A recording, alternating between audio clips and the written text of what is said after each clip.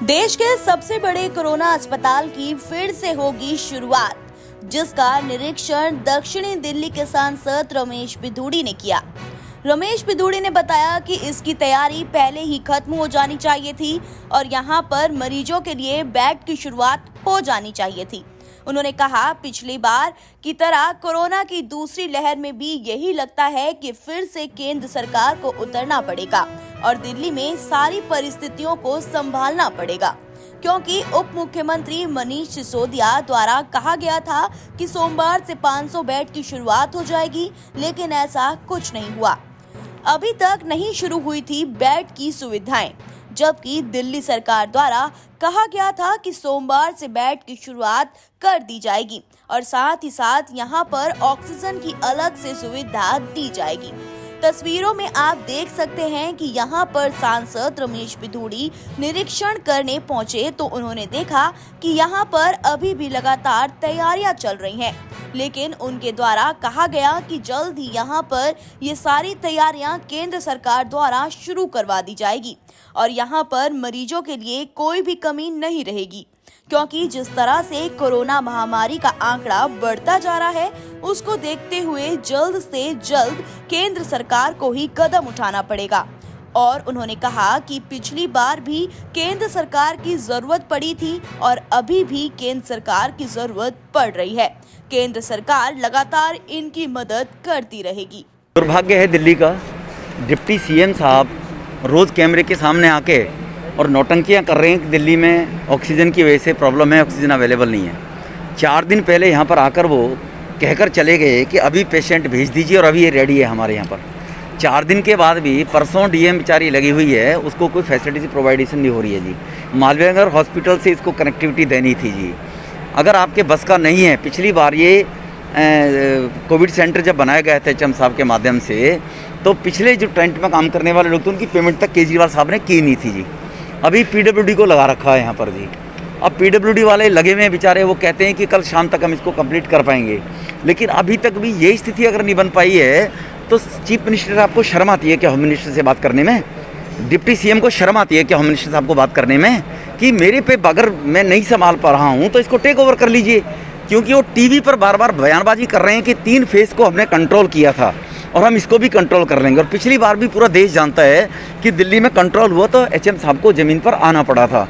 अभी इसमें राजनीति नहीं करनी चाहिए, अभी उसको ये श्रेय लेते रहना बाद में। दिल्ली के मुख्यमंत्री आप हो, लेकिन इसी मौके पर आने के बाद अब देखिए 5 दिन हो गए यहाँ पर, और 5 दिन में मुझे लगता नहीं कि परसों तक भी ये स्टार्ट अगर हो पाएगा जी। तो मैंने भी डीएम साहब से रिक्वेस्ट की है कि एचएम साहब के वहाँ बात आप करिए, हम भी करते हैं, लेकिन डीएम ऑथेंटिसिटी थोड़ी है एचएम साहब से बात करने के लिए। मुख्यमंत्री साहब क्या कर रहे हैं, वो क्यों नहीं बात कर रहे हैं? उनको क्या शर्म आ रही है? अगर तुम्हारे पास फैसिलिटीज अवेलेबल नहीं है तो सेंट्रल गवर्नमेंट से मांगिए, आप लोग सेंट्रल गवर्नमेंट से कहिए, आप लोग वो करने के लिए तैयार हैं। और हम भी ये बात करेंगे। लोगों में त्राही त्राही है, लोगों में पैनिक फैला हुआ है दिल्ली के अंदर। पहले भी इसी डिप्टी सीएम ने बयान दिया था कि 5 लाख लोग मई में हो जाएंगे, जिससे दिल्ली में पैनिक फैल गया था। कल से वो यही बात करने में लगे हुए हैं, केवल राजनीतिक रोटी सेकने में लगे हुए हैं कि हम तो सारी फैसिलिटी देने को तैयार है, ऑक्सीजन हमारे पास अवेलेबल नहीं है। आपके सामने है ये, डीएम साहब कह रही हैं कि कल तक 500 बेड ये तैयार हो जाएंगे शाम तक। परमपिता परमेश्वर करे शाम तक केजरीवाल साहब की आंखें खुल जाएं, डिप्टी सीएम साहब की आंखें खुल जाएं। तो यहाँ पर इसको देखने के लिए आए थे। अगर कल शाम तक नहीं होंगे, कल मैं शाम को दोबारा फिर एक बार यहाँ पर आऊँगा। एक बार खुद मुख्यमंत्री और उप मुख्यमंत्री ने कहा था कि ये 500 बेड का जो है शुरुआत हो चुकी है, इसकी चालू हो चुका है। आपके सामने है ना, आपके सामने है ये।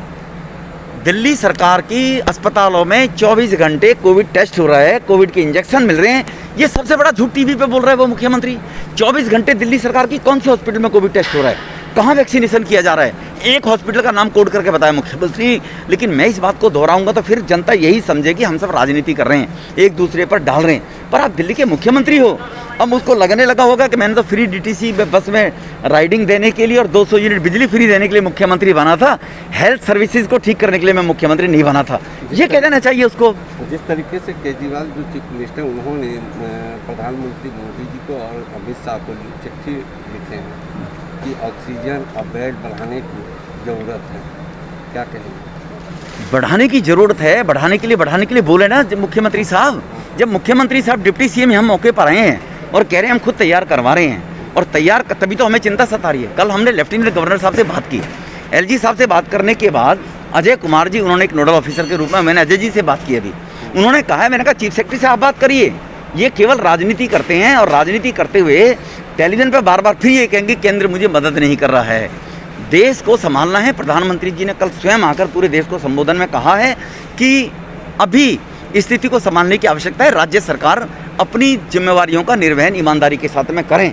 ये दिल्ली की राज्य सरकार कैसा कर रही है वो आप सबके सामने है। सर, जिस तरीके से किस तरीके से काम करवाएंगे यहाँ पर, अगर आप पहुँचे यहाँ पर, आप दक्षिणी दिल्ली के सांसद हैं, अपने स्तर पर किस तरीके से यहाँ पे काम करवाएंगे, क्योंकि मरीजों की संख्या तो लगातार बढ़ रही है। 20,000 करोड़ रुपया 2015 में दिल्ली का बजट था 41,000 करोड़, 2020 में बजट हो गया 65,000 करोड़। देश की पहली स्टेट है जिसका 1/3 बजट बढ़ गया था जीएसटी के कारण से। 20,000 करोड़ रुपया केजरीवाल साहब आपके पास एक्सिस है। शीला जी इसी दिल्ली को चलाती थी 21,000 करोड़ में, आपका बजट है 65,000 करोड़ रुपया। आप कहाँ वो पैसा खर्च कर रहे हैं? और नहीं कर रहे हैं तो पहले की तरह हाथ उठा दीजिए आप। तो फिर अगर इसमें एंटरटेन वो क्या कहें, केजरीवाल साहब की स्टेटमेंट आपने देखी होगी कि हम सक्षम है करने के लिए, हम कर रहे हैं। और अगर केंद्र इसमें इंटरफेरेंस करेंगे तो कहेंगे देखो वो करना तो चाह रहे हैं, उसको केंद्र करने नहीं दे रहा है, और उसका खामियाजा कौन भुगत रहा है? दिल्ली की जनता। तो इसीलिए केजरीवाल साहब इसको इनिशिएटिव लें, मौके पर आएँ, उसके डिप्टी सीएम मौके पर आएँ, आकर चेक करें, देखें क्या हाल है। सर, जिस तरीके से कल 28,000 केस थे और 277 डेथ हुए थे, और जिस तरीके दिल्ली में ऑक्सीजन की कमी हो रही है, किस तरीके से करेंगे? ऑक्सीजन की दिल्ली में कमी नहीं है, ये गुमराह करने की बात की जा रही है। दिल्ली में कोई कमी ऑक्सीजन की नहीं है। रेलवे के माध्यम से, ग्रीन कॉरिडोर के माध्यम से ऑक्सीजन की अवेलेबिलिटी सफिशिएंट पूरे देश में है, दिल्ली में नहीं पूरे देश में है। लेकिन ऑक्सीजन दी कहाँ जाएगी? बेड के ऊपर दी जाएगी। जब बेड ही अवेलेबल नहीं है तो ऑक्सीजन कहाँ लगाएंगे आप लोग? कल तक तैयार अगर बेड नहीं होगा तो फिर क्या करेंगे आप सर? फिर टेक ओवर करना पड़ेगा पहले की तरह। माने गृह मंत्री से कहना पड़ेगा आईटीबीपी की टीम आए यहाँ पर, इसको टेक ओवर करें, इनके भरोसे नहीं छोड़ सकते दिल्ली के जनता को। अपने शहर की लेटेस्ट खबरों के लिए चैनल को सब्सक्राइब करें और बेल आइकन को दबाएं।